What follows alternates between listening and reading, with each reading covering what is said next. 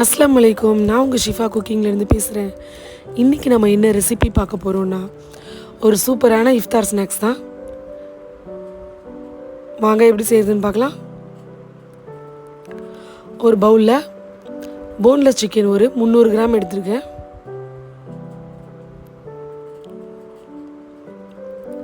இது கூட ஒரு சின்ன பீஸ் அளவுக்கு பெரிய வெங்காயம் எடுத்துருக்கேன். நான் பெரிய சைஸ் வெங்காயங்கிறதுனால சின்னதாக போட்டிருக்கேன். 2 பச்சை மிளகா, 2 கைப்பிடி அளவுக்கு வெங்காயத்தாள்,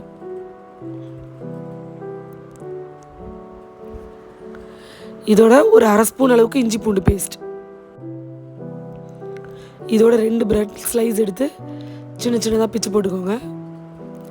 இப்போ இது எல்லாத்தையும் மிக்சியில் போட்டு அரைச்சிட்டு வந்துடுறேன். முக்கியமானது தேவையான அளவு உப்பு போட்டுக்கோங்க.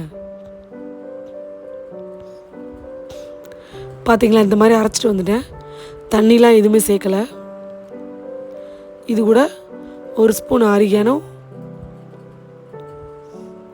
ஒரு ஸ்பூன் சில்லி ஃப்ளேக்ஸ், கொஞ்சமாக ஒரு 1/4 ஸ்பூன் அளவுக்கு மிளகுத்தூள், அதோட பெரிய பெரிய மசாலா ஒரு அரை ஸ்பூன் சேர்க்கணும்.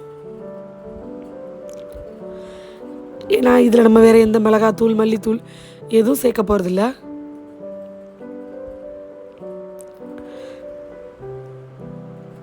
இப்போ இது எல்லாத்தையும் நல்லா ஸ்பூன் வச்சு மிக்ஸ் பண்ணி விட்டுருங்க.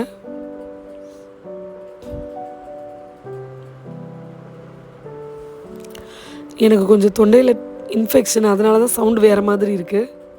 கொஞ்சம் அட்ஜஸ்ட் பண்ணிக்கோங்க.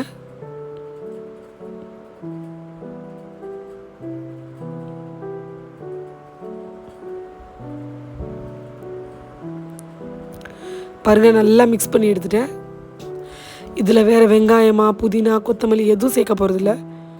இதோட ஃப்ளேவரே நம்ம போட்டிருக்க வெங்காயத்தால் தான். இப்போ நீங்கள் இதை ஒரு பைப்பிங் பேக் வச்சுருந்தா அதில் போட்டுக்கோங்க.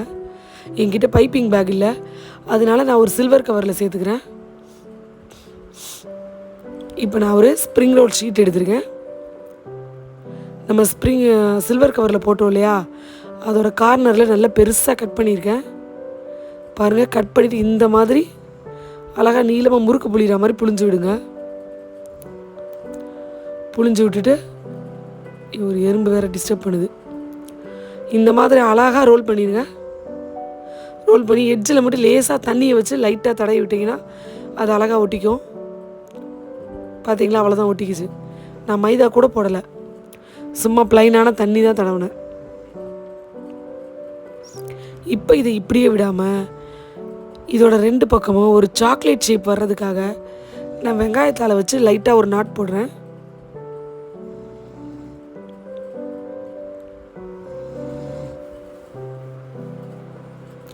அவ்வளோ ரொம்ப டைட்டாலாம் முடிய முடியாது. நீங்கள் ரொம்ப டைட் பண்ணிங்கன்னா வெங்காயத்தால் பிஞ்சிரும்.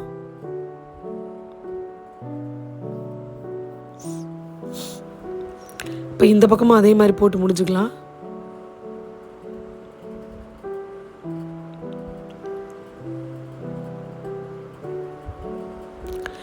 இது நீங்கள் நாட் போடும்போது ரொம்ப டைட்டாக இருக்க வெங்காயத்தால் போடாமல் கொஞ்சம் லூஸாக இருக்கும் இல்லையா, மேலே உள்ள தாள், அதில் போட்டிங்கன்னா கரெக்டாக இருக்கும்.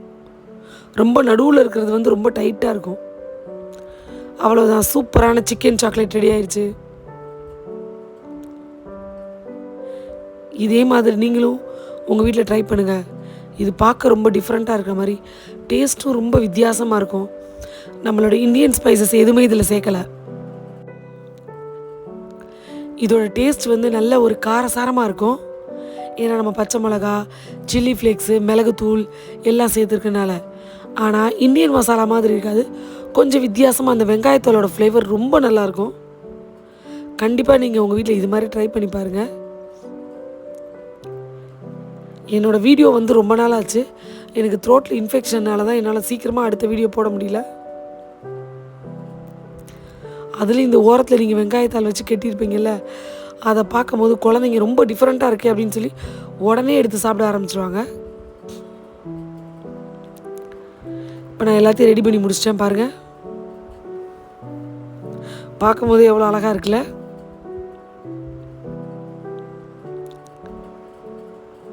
எவ்வளோ ஃப்ரெஷ்ஷாக அழகாக இருக்குது பாருங்கள். இப்போ நம்ம பொரிக்க ஆரம்பிக்கலாம். கடாயில் ரெடியாக எண்ணெய் காஞ்சிக்கிட்டு இருக்கு.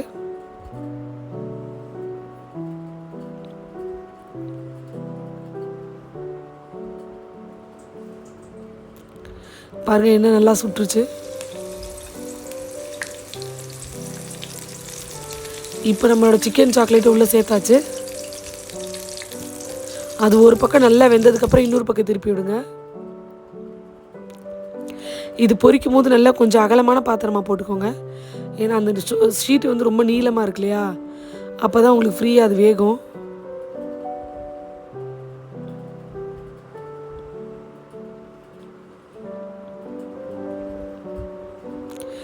நீங்கள் இந்த சிக்கன் சாக்லேட் செஞ்சு சாப்பிட்டு பாருங்கள்.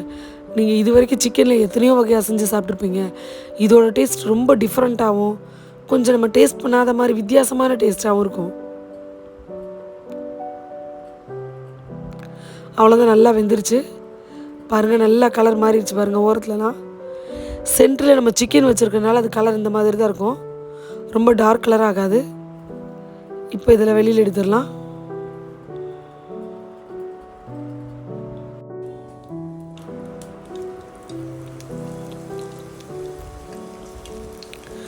நீங்கள் இந்த மாதிரி டிஃப்ரெண்ட்டாக அவங்க வீட்டில் இருக்க குழந்தைங்களுக்கு செஞ்சு கொடுத்து பாருங்கள், கண்டிப்பாக அவங்களுக்கு பிடிக்கும். நீங்களும் உங்கள் வீட்டில் செஞ்சு பார்த்துட்டு எப்படி இருந்துச்சுன்னு எனக்கு கமெண்ட்லேயும் சொல்லுங்கள். என்னோட அந்த ரெசிபி உங்களுக்கு பிடிச்சிருந்துச்சுன்னா என்னோடய சேனலை லைக் பண்ணுங்கள், ஷேர் பண்ணுங்கள், சப்ஸ்கிரைப் பண்ணுங்கள். மறந்துடாமல் பெல் ஐக்கானை கிளிக் பண்ணுங்கள்.